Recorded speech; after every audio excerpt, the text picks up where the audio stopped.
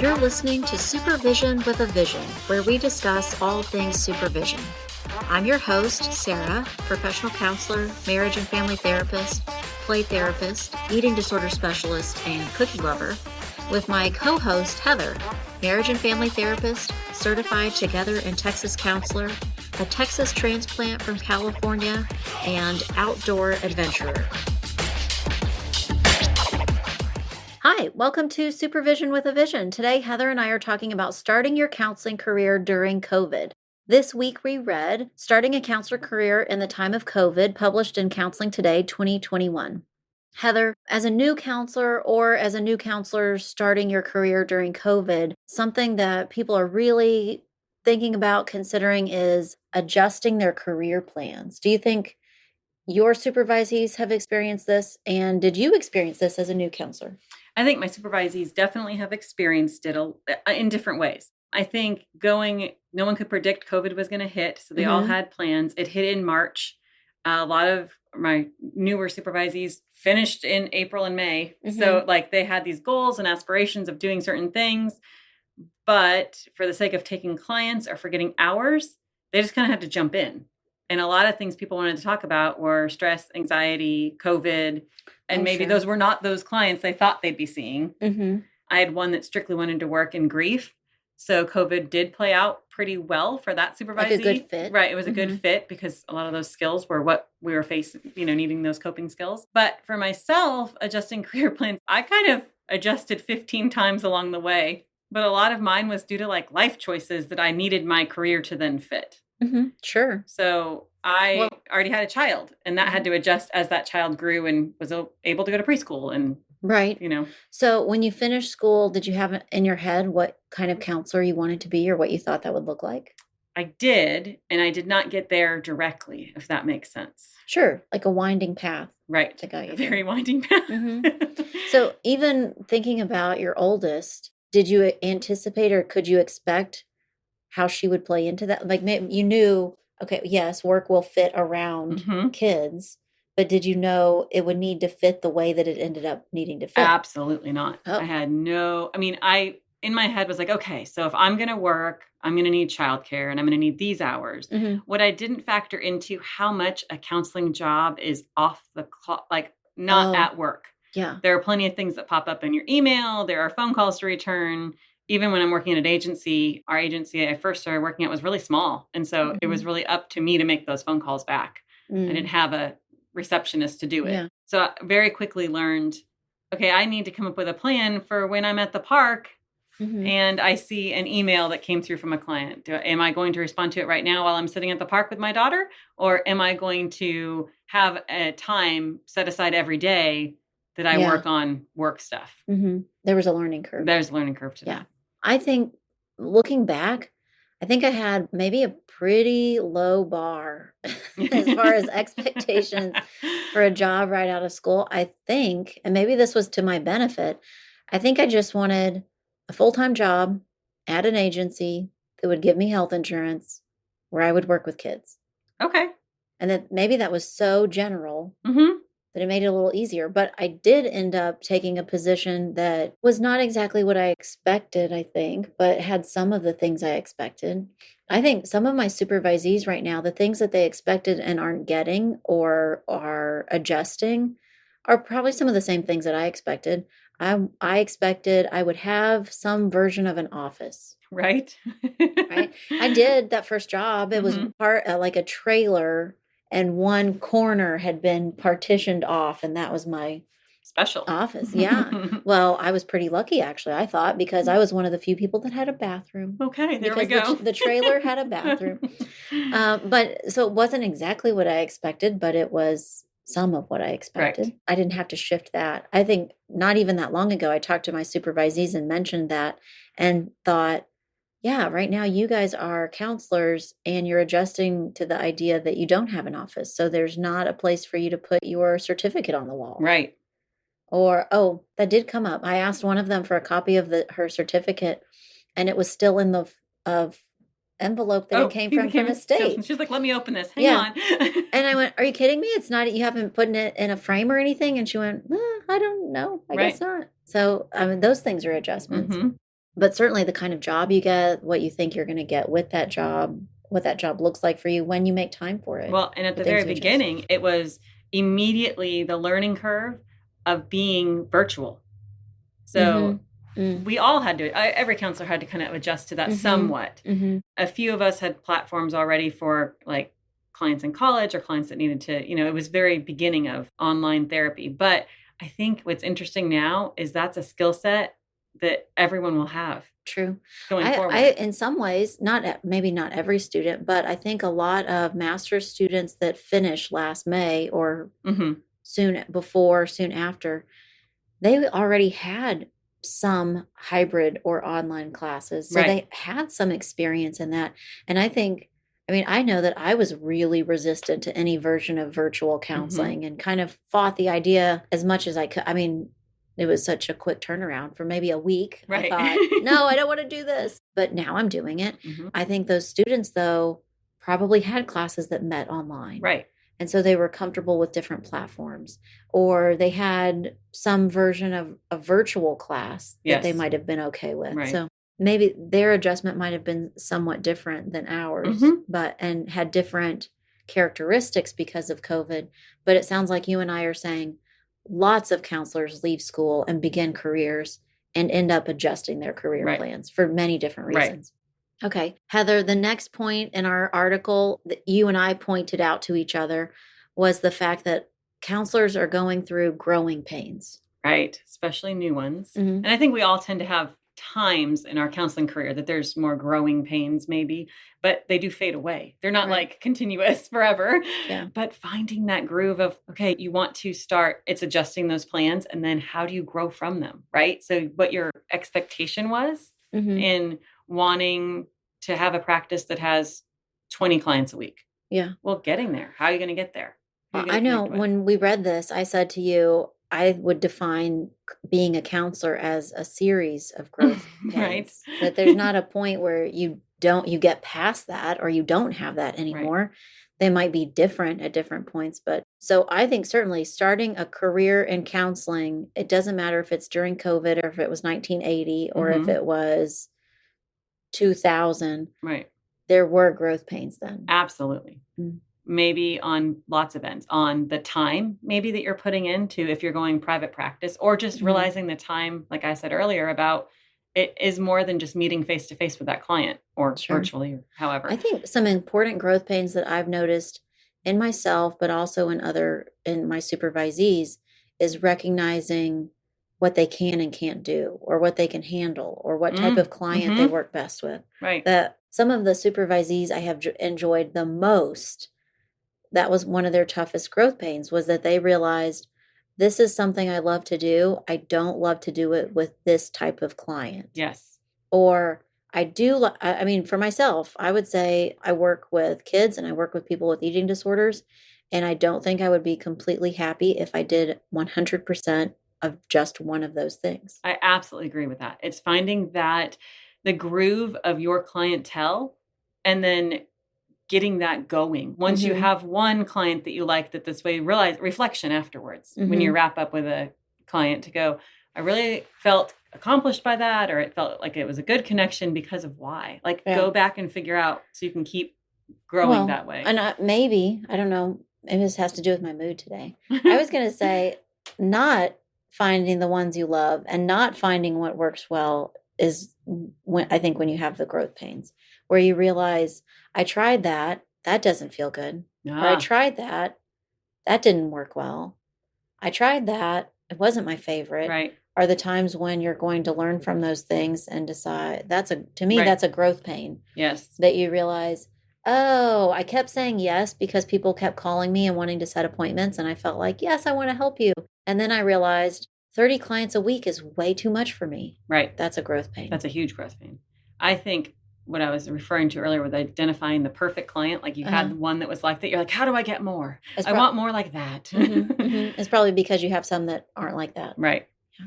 I know finding a balance for me and realizing I couldn't see all play therapy kids, or I couldn't see all people with eating disorders. I think at some point with both of those populations, I thought, okay, I'm done. Right. I think I'm done. I need a break Right. from that. I need something else for my brain to work on and think about, and did take a break and then went, oh, okay, All right, I do fine. like those people. I miss that. Yeah. And then going back to it. So, Right. but Do you it know, I takes even some have work. that within you're talking specific population, but I even have that sometimes when I just have intense clients that happen to line up on the same day. Right. Mhm. Like knowing that about like, okay, this client takes up a lot of energy and a lot of headspace. I probably don't need to see 3 of those kind of clients back to back. So Mhm. I think that is another growing pain, like learning that about your scheduling. Like Yeah. really, if you can, don't schedule clients that are high intensity altogether. Mhm. Stay with us. We'll be right back. Hey, quick question for you. Are you someone who wants to be fit, healthy, and happy? And what if I told you you could get your dream body by simply just listening to a podcast? I'm Josh. And I'm KG, and we're the hosts of the Fit, Healthy, and Happy podcast. Listen, we get it. Fitness isn't easy. Carbs, no carbs. Just stop, okay? It doesn't have to be that complicated. And that's why we made this podcast. We get straight to the facts so you can become your best you. So the way to check us out is click the link in the show notes or search Fit, Healthy, and Happy podcast on any of the major podcast platforms. We'll see you soon. So those are mostly examples that you and I have experienced. What are some examples of growing pains that you think you've helped your supervisees through?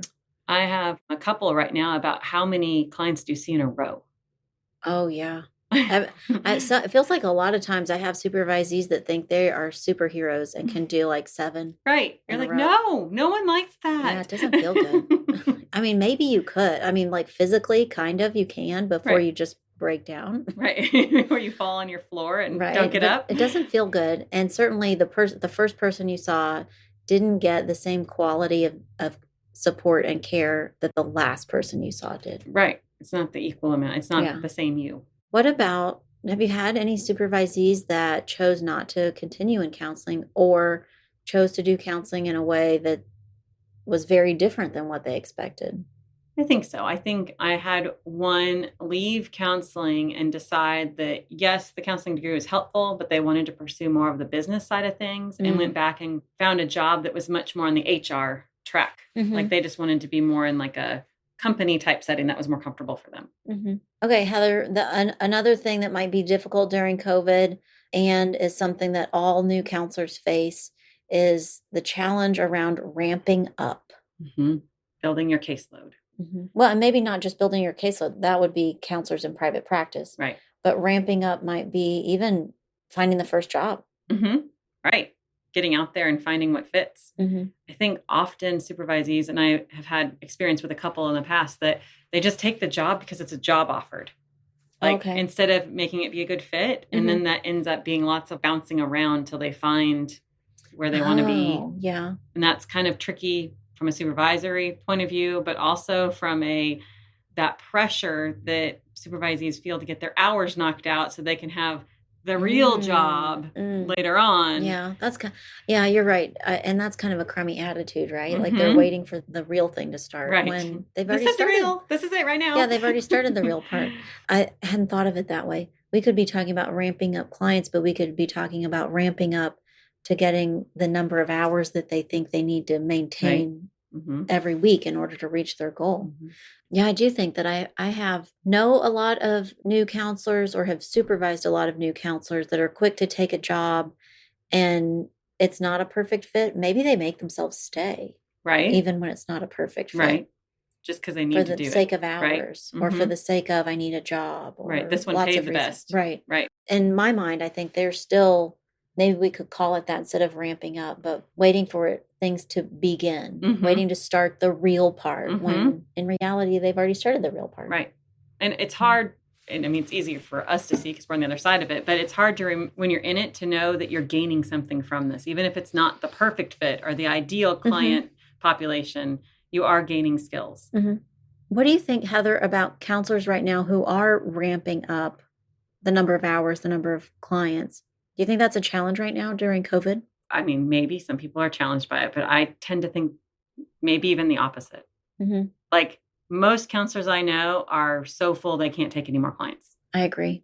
I returned a lot of phone calls today and said, I'm sorry, I don't have availability, and gave resources.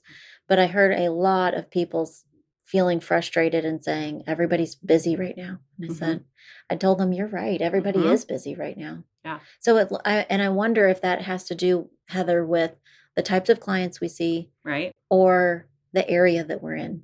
Yes. I think yes and yes.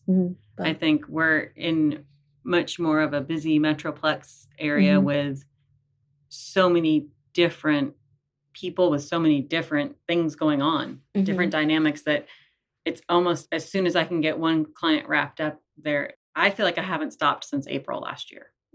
I do think probably in April. And I wonder if other people listening, or if even the writer of this article might have felt this way, that last April, I was afraid we wouldn't be busy. Oh, absolutely. With people losing jobs or not having as much expendable money to spend on things, that we might not be busy. But sadly, everybody is really busy.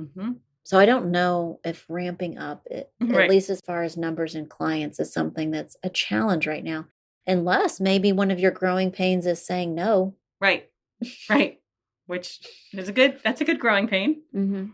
Heather, our last point in this article really has several different parts to it, I think. A difficult part or a challenge of starting a career as a counselor is figuring out or finding your place. Yeah. And I think when we talked about that, we talked about finding your place as a professional counselor and that identity, but also finding your place within a network of counselors. Right. And maybe finding your place in terms of work-life balance.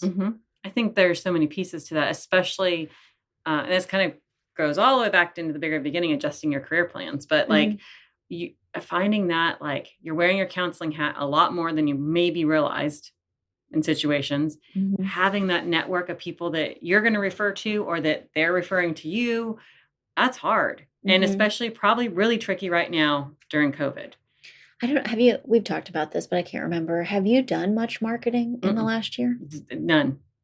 I mean, I don't think that either you or I need to spend a whole lot of time focused on marketing, but for other purposes, I have been really involved in counseling communities. And I think to me, they feel more active than prior to COVID. I would agree with that. And maybe it's something about being able to be kind of like in like it's not taking as much time to click into an online chat or pay attention to articles that come out or have group discussions about things. But I think one of the things that is interesting is that it's now like the shift where it used to be like lunches and CEs where you might meet people come across, like it's a shift. Yeah, we had to get more creative and figure out how to do it a different way. But I mean, of course, what group of people would figure out how to interact and engage when there were obstacles? Counselors. Right. You're right. I definitely miss those in-person lunch CEUs, things that I used to get to do once in a while, or coffees or things like that. But Facebook groups, super busy for counselors. I'm excited. Tomorrow I'm doing probably the very first networking activity I've done in the last year, I bet. But it's a group of counselors and everyone's vaccinated. And we are meeting at a dog park. Fun. So the dog needs a chance to go play. So he's going, and I'll probably hang out with some counselors. Some of them I already know. Right. But I'll get to see them, and I haven't seen them in a long time. That'll be wonderful. Yeah. So I think there's a way to do it, but you're right. We've had to switch and get more creative and do it in a different way, which can be challenging. I actually am a part of I thought it was creative. I'm a part of a eating disorder group for professionals, and they had an event that's usually in person. And so they had to try and figure out how to do it virtually. Right. And they hosted a cooking class. Very fun. I've heard of these. Yeah, so it was fun. So we've had to get more creative for sure. What about, Heather, finding that like your identity as a counselor when there's less opportunity for that? Right. Networking, but also maybe not having an office with your certificate on the wall. Right. Or, things like that. It's a completely different feel for one, but also like some of those opportunities just aren't there. Yeah. Like you almost have to be more outspoken about it on like online platforms or using your resources of people. I have a supervisee right now that reached out to some people that were local and was like, hey, I'm back up in the Dallas area and I'm here now and can see clients and I'm doing virtual, and kind of just reaching out beyond what the normal interaction was. Yeah, absolutely. Tell me this, when you were a brand new counselor, when did you feel like you identified as a counselor? Was there a time where you started introducing yourself that way? Or what helped you to be ready to say, I'm a counselor? Or what do you do, Heather? I'm a counselor. Mm-hmm. It's funny because at the very beginning, I didn't tell people at all. Mm-hmm. But I didn't want to be identified as a counselor with my mom hat on.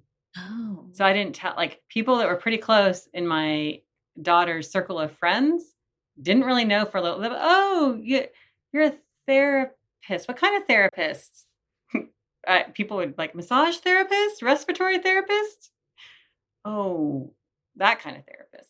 So I learned very quickly to in certain groups to shut it down. That's true. But now it's so different. And I think that's just because I'm at a different point in life. But at the very beginning, I was much more shy to be like, I'm a counselor and I'm here to save the world. Yeah. I think I do agree. I think in different circles of people, I communicated that differently. Mm-hmm. I realized actually a friend from not long after I graduated, after I finished my master's program, reached back out to me through a couple of connections because she now has a kid who's a teenager who she's thinking could use some counseling. Right. And she called me and said, hey, so-and-so gave me your phone number. And I am so proud of you and impressed with you that you finished school and you're a counselor now. And I did correct her and said, actually, when you and I used to spend time together, I was a counselor. Right. And had been for a while. I mean, that wasn't new. Right. So I think there were people that I would say that more openly to, and other people I didn't say that quite as openly to. Do you think that has to do with your confidence or how you identified, or it had more to do with how you thought other people would perceive it? I think it was that second one. Mm-hmm. And I used to be much more concerned about it. And I don't know why. Might have just been a stage in life. But I mean, to me, I think that's part of your identity, like how comfortable you are with other people perceiving you, however they're going to perceive you. Right. Yeah. I think that happens with or without COVID. Yes. I think that is a non-COVID related. Mm-hmm. But certainly a part of the process of becoming a counselor and starting a career as a counselor. What about, Heather, I feel like we talked a lot about throughout this episode about work-life balance, when to turn it off. Mm-hmm. I still to this day remind myself every once in a while, that's just not a time for a therapeutic comment. And then there's other times that I have no problems jumping in and giving my thoughts or if someone point blank asks me my opinion or my thoughts on it, I'll absolutely give it. But if it's not being wanted or asked for, then I am much more likely to go, wow, I see. I do. I think that's a mistake lots of newer counselors make, is that they're kind of turned on all the time, not because they think that it's people want it or don't want it. It's that they don't yet know how to turn it off and on. So it's either all on or all off, which is off-putting for people around you sometimes. I think the longer I've been a counselor, the more often people close to me say, you kind of do that all the time. Like you kind of a counselor all the time. And I think maybe years ago I would have thought, nuh-uh.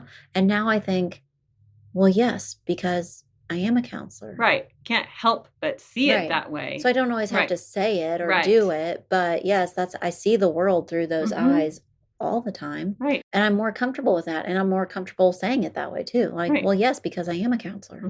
Right. Because that's my training. It's in my brain. So Heather, it sounds like we think that while there are some differences or uniqueness to being a new counselor right now, an awful lot of this happens for most counselors as they begin. It's a lot of overlap. A lot of overlap. Not to say that it isn't hard. Right. Or tricky. Because, I think about this article and reflect back on it and think it is really hard to completely prepare someone in school for what it means to be a counselor outside of school. Right. Very different. So I guess that's where we come in. Right. That's the job for the supervisor. Okay. Well, thanks today for listening to Supervision with a Vision. You've been listening to Supervision with a Vision. Head on over to iTunes to subscribe, rate, and leave a review. Be sure to check us out on Facebook and Instagram at Therapy Academy to join the conversation and get show notes. We'll be back next week with more Supervision with a Vision.